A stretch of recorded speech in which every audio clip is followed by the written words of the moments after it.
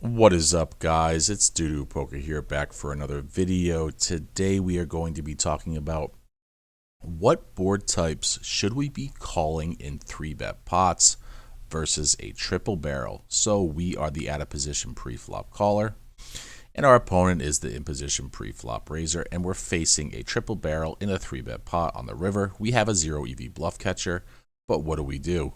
So I'm going to ask you a question. What is the best board type to call down on? Ace high board, king high board, queen high board, jack high board, 10 high board, 9 high board or less, and what is the worst board? Let's look at ace high boards in GTO Wizard, and then we're going to look at some data. So let's say we have ace queen of hearts. We are in the cutoff. We RFI the button 3-bets, and we decide to call. We know it's a pure call in theory. And we take a flop. We flop top pair, second kicker, and an ace 9-3 board. Our opponent bets 25% pot. Nothing else to do but call. On the turn, he bets 100. Again, nothing else to do but call. And the river comes a king, and our opponent, who's on the button, goes all in.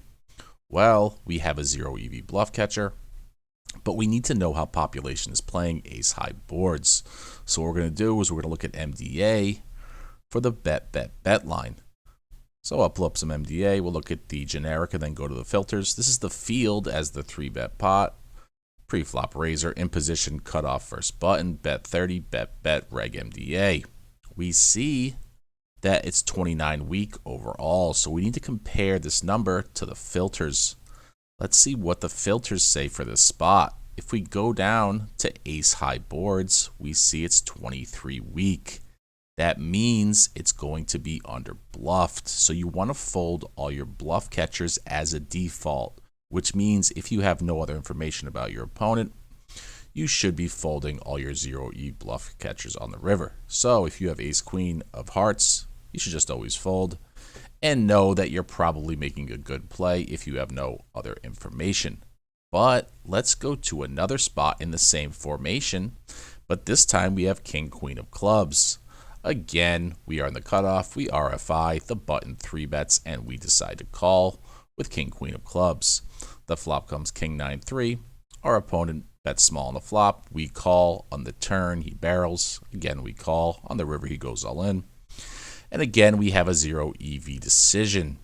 What is the difference between an ace high board and a king high board? Well, if we look at filters, we see the king high board is 32 weeks. So these are huge differences between an ace high board, which is going to be under bluffed relative to the aggregate, which is 29 week, and the king high board, which is going to be 32 week and over bluff. So we want to call all our 0 bluff catchers on the king high board, but fold all our 0 bluff catchers in on the ace high board.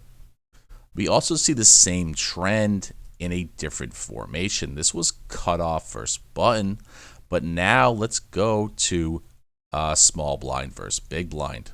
We're going to go to small blind versus big blind. We're going to see in the bet 30, bet line from regs, they're 34 week overall. So they're actually weaker in the small blind versus big blind formation than the cutoff versus button formation. But we want to look at the ace high versus king high boards.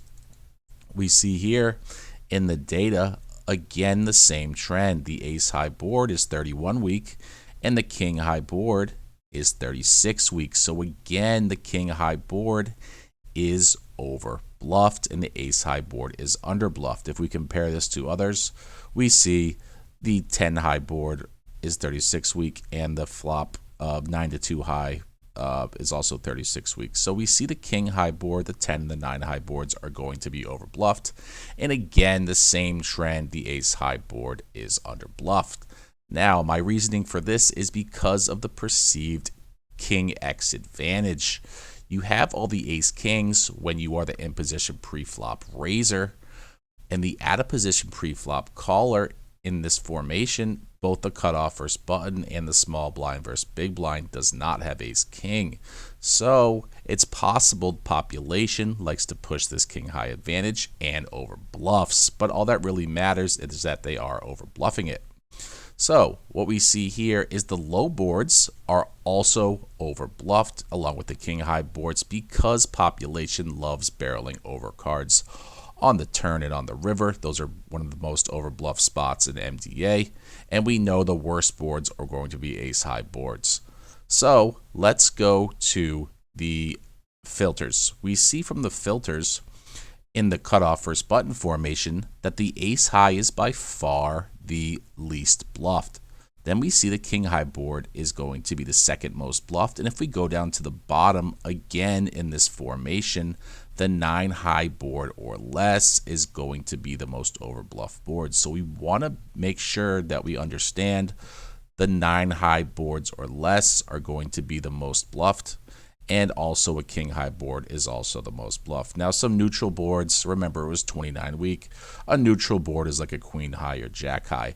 We want to understand, why is an ace-high board so over or under bluffed? Well, if we go to actual solver solutions, we see here, this is the ace-high board on the ace-9-3-8 king run out. We see that our opponent is supposed to be turning hands like 8-7x into a bluff, and also hands like king-6 and king-7. They probably aren't going to do this. They'll probably just check back their showdown value. So that is one reason why people do not bluff as much on an ace-high board as a king-high board. Another reason is perception. Most people understand that if you flop an ace, you're probably not really going to fold, because a hand like ace-queen and ace-jack is going to be so strong on this board.